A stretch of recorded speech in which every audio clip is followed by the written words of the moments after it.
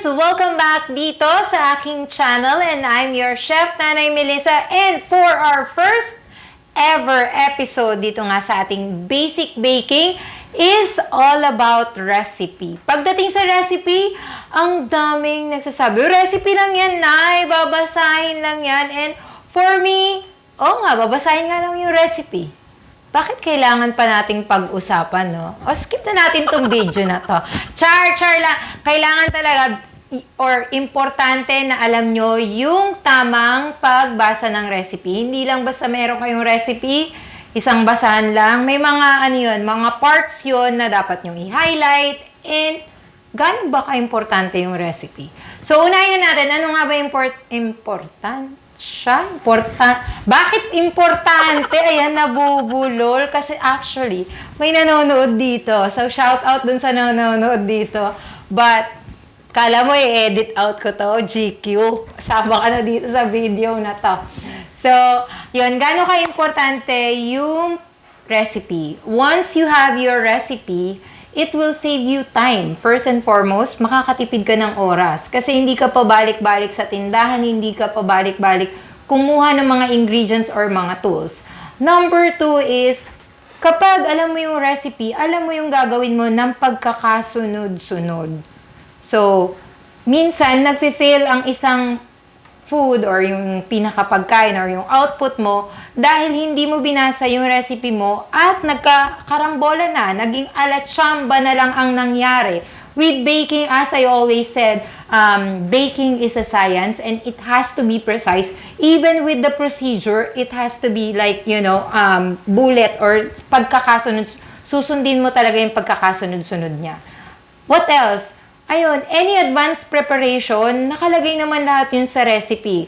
Minsan, hindi mo nga lang talaga binabasa or pinagtutuunan ng pansin. Parang pag-ibig lang yan minsan, di ba? Nandyan na pero hindi mo pa rin pinagtutuunan ng pansin. Ayan na naman ang hugot ng nanay ninyo. So, proceed na tayo. Teka lang, kunin ko lang yung aking sample recipe. So, ito na nga yung ating recipe for culinary or baking or pastry, yung tawag doon, is naka-print out siya and then ako nilalagay ko sa clear book para naka-organize siya para lagi ko siyang magiging reference. Also, I don't write directly doon sa pinaka-recipe, naglalagay ako ng mga notes sa separate na ganito, parang notepad. So, first and foremost, aanin natin ang recipe kung wala itong pangalan. So, recipe name. Meron niya syempre may mga slash, ibang tawag. Every dishes, meron naman tayong iba't ibang tawag. So, dun sa recipe name, merong 2 or 3 pangalan. Next naman is yung ating cooking time. So, pagdating sa cooking time, merong preparation time and cooking time. Magkaiba yun. Sa preparation, yun yung hinahanda mo lahat ng mga ingredients. Let's say, lahat ng mist and plus mo. Discuss natin yung mist and plus on our next episode. And yun yung, kung meron kang mga special instructions or advanced na pagmamarinate or isusok yung ganito, lahat yun nandun sa preparation time. Pag sinabi namang cooking time, eto naman yung minutes kung ilang minutes nasa loob ng oven. We're talking about baking here, kaya sasabihin natin na kung ilang minutes siya nakasalang sa oven or sa steamer or dun sa inyong pan or kawali.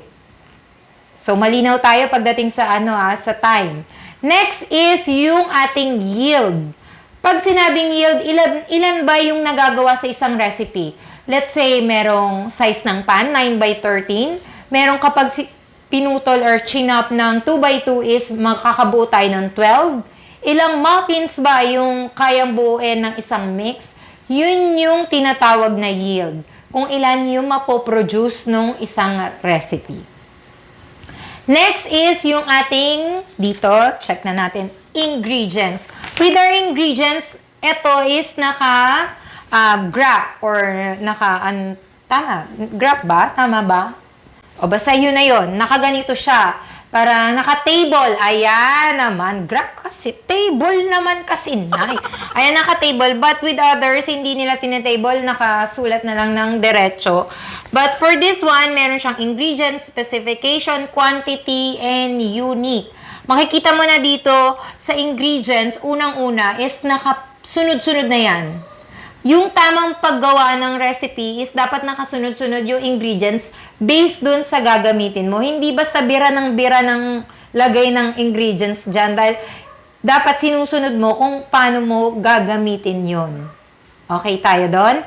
Next is a specification. Meron ba tayong bar? Meron bang teaspoon or cups? Ano ba yung mga gagamitin? Quantity, as I always said, mas prefer ko yung paggamit ng grams compare sa mga cups kasi mas precise tayo kapag tinitimbang natin.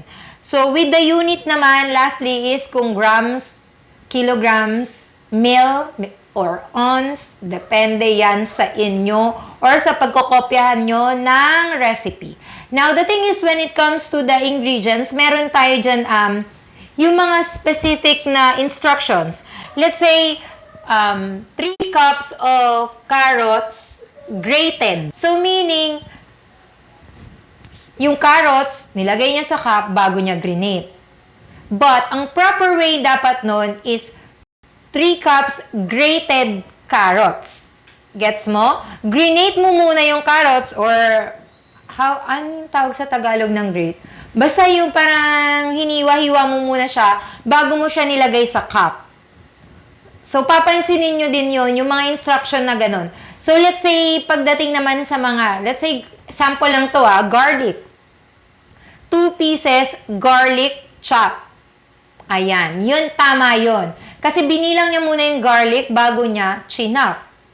So, yung mga ganung simpleng instruction na nakalagay sa recipe, kung ikaw hindi mo alam, or hindi ka nanood ng video na ito, is malamang hindi mo din yun masusundan. Mali na naman yung quantity mo, iba na naman yung output mo pagdating dun sa final dish.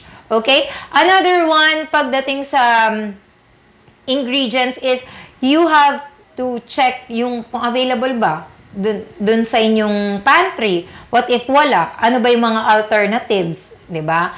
Kung ayaw mo ng egg, ano bang pwedeng ipalit? Yung mga ganun, nandun yun lahat sa ingredients. Dun pa lang tayo sa ingredients. Now is when it comes to procedure or dito sa aking recipe is method. Pag sinabi kasing method, of course, baking tayo, di-bake to. Pag sa procedure, ang tatandaan mo lang is, kuha ka ng pen. Dapat meron kang pen. Unang-una doon is, ano ba yung preheating niya? We always preheat our oven. Hindi tayo basta-basta naglalagay dyan. Meron ba tong preheating time? Ilang minutes ba yung bubuuin mo? Any specific instruction na kailangan mong i-highlight?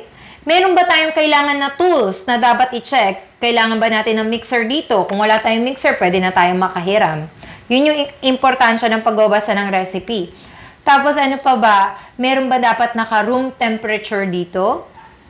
Most of the time, kailangan natin room temperature na butter, but there are times na kailangan frozen or medyo malamig, chilled, yung mga tinatawag na gano'n. Meron naman terms na dapat na alamin mo in advance. Let's say, bain-marie. Ano nga ba yun? Siyempre, hindi mo alam yun. Kailangan Google is your friend, di ba? Kailangan mo i-search yung word na yon. So, let's say, cornstarch slurry. Hindi mo alam yung term na slurry. Kailangan mo na yun i-search in advance bago ka mag-bake at magluto ng kahit ano. So, yun yung isa sa mga importansya nito. Ayan, last but not the least is the notes. Kailan ba tayo nagno-notes? For me, medyo OCD ako. Ayoko sinusulatan yung pinaka-recipe. Naglalagay ako sa pinaka-notepad na mga notes ko kasi parang eto, napaka-importante sa akin ito. Itong notes, pwede naman magbago to. Every time na magluluto ka, iba naman yung output mo, iba yung outcome mo, at pwede mong i-tweak somehow yung iyong recipe. Doon mo na lang isulat sa iyong notes. Kailan ako nagdo-notes? First is pagkabasa ko pa lang ng recipe, kung meron doon mga importanteng dapat gawin. And then second is, pagkatapos ko nang gawin yung pinaka-recipe, ano yung naging output, ano yung naging lasa, texture, and satisfied ba ako or hindi. Kinukuha ko din yung opinion ng mga nakatikim ng pinaka-product. So, para at the next time na lutuin mo or gawin mo is, alam mo na kung nag-iba or hindi. Kapag nag-iba, ibig sabihin may mali kang ginawa. Ayan na naman tayo, may mali kang ginawa. Parang pag-ibig talaga tong pagluluto. Ayan, sasamahan na lang natin ng love para maging masarap. Ayan, that's it. I hope you guys like this first video ng ating basic baking. I uploaded other videos about basic baking katulad ng mga oven, ano ba, all about flour, fats in baking, chocolates, gelatin, preheating, na-upload ko na yan. Go ahead, check the link on the description box para mapanood nyo na din yon. And please follow me on other social media account. Kung hindi ka pa nakapag-subscribe sa channel na ito, click subscribe and click the notification bell na din para lagi kang updated sa aming future episode. Thank you for watching. I'll see you on my next video. Bye!